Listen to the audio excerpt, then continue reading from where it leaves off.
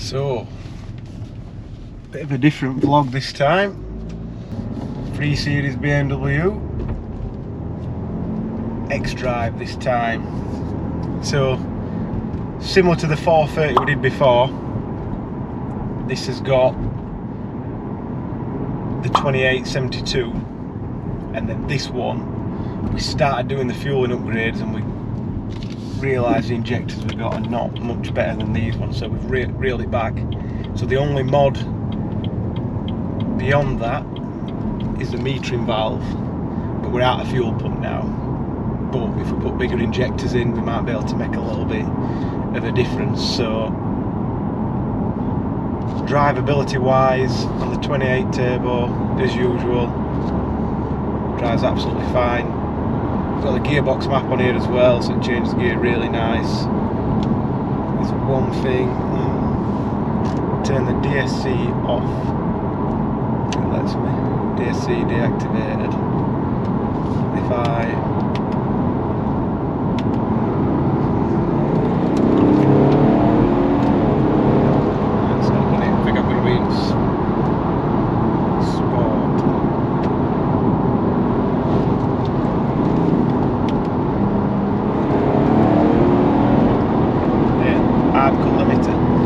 sport gearbox, DSC completely off,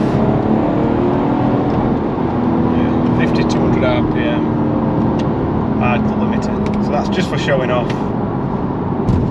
If you turn DSC completely off in these and it's a bit damp, it will not end well. But this being an xDrive differs a fair bit, because every question we ever had from the 4 Series video, well, what 0 to 60 time can it do? Because 5.5 seconds is slow, and that will rear wheel drive in the wet.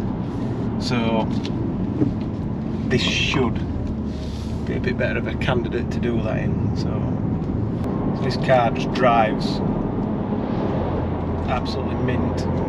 It's the spool, touch the throttle, even at 2000 RPM.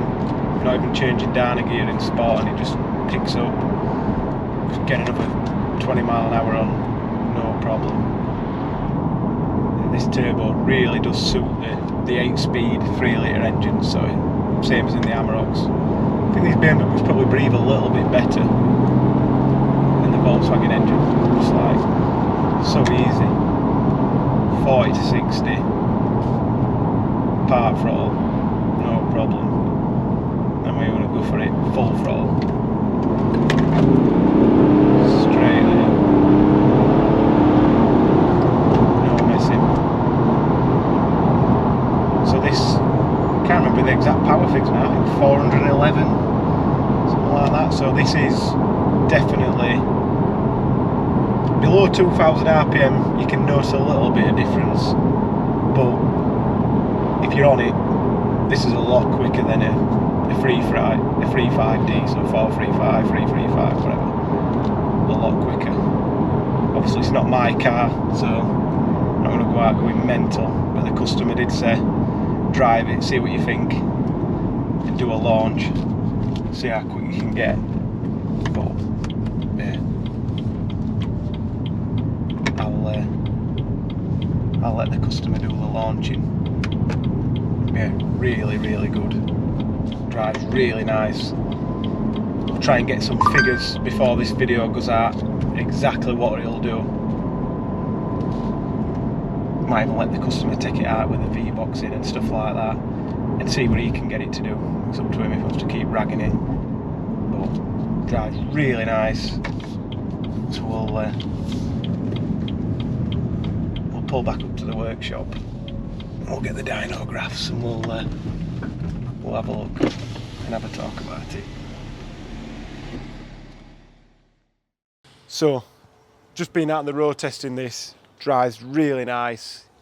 I'm pretty sure this would be like less than 4 seconds, and less than 4 seconds to 60 and 10 seconds to 100. It's got to be something like that. So we'll let customer do what he's doing, and we'll try and piece that in if we can. So the figures, but firstly we'll see what you can see from here. So it's pretty hidden out that way, but you can just see the turbo and the Darkside downpipe there. So there we are. That's all you can see on this. It's obviously had swirl flaps and all that rubbish sorted as well, but that's all hidden away under here. So then the figures. So 260 horsepower, 264, 460 standard. These are with the deletes already. 322, 530 foot-pound with just a tune on there, so that's pretty good figures really. That's when we knew we got an healthy one. And then the 400, that's with just the turbo on there and a tune. And then we got another 10 horsepower, which it's only 10 sort of when it makes peak. It drops off rolls a little bit end as well, I don't know why. And strapping, different days between this as well. But we gained another 50 foot-pound nearly, 45, 50 foot-pound, just putting the metering valve in there and a little bit more fuel. So 411, 650 foot-pound of torque. It's an absolute animal. Drives really nice. I'd like to see what this drives like with a rear-wheel drive one. I think they'd be a bit quicker, probably 80 kilos heavier with the xDrive.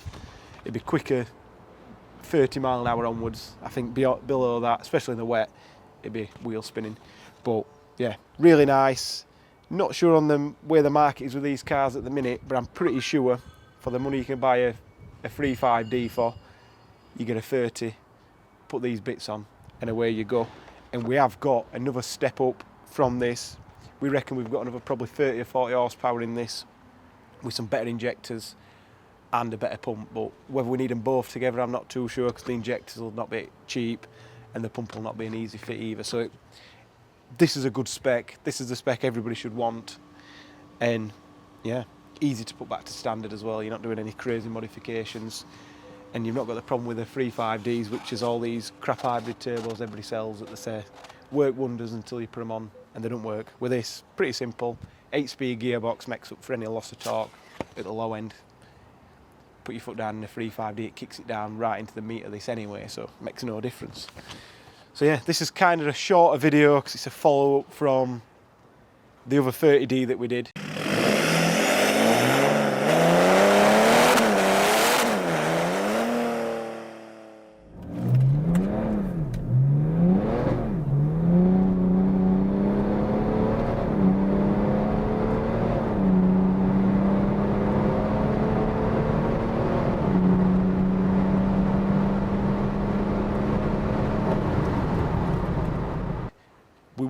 This is coming back again because he's only a local guy. This is going to come back again and get a bit more when we've got the injectors sorted out. But when we do, game on for some more power. So whatever you need, it'll be in the description.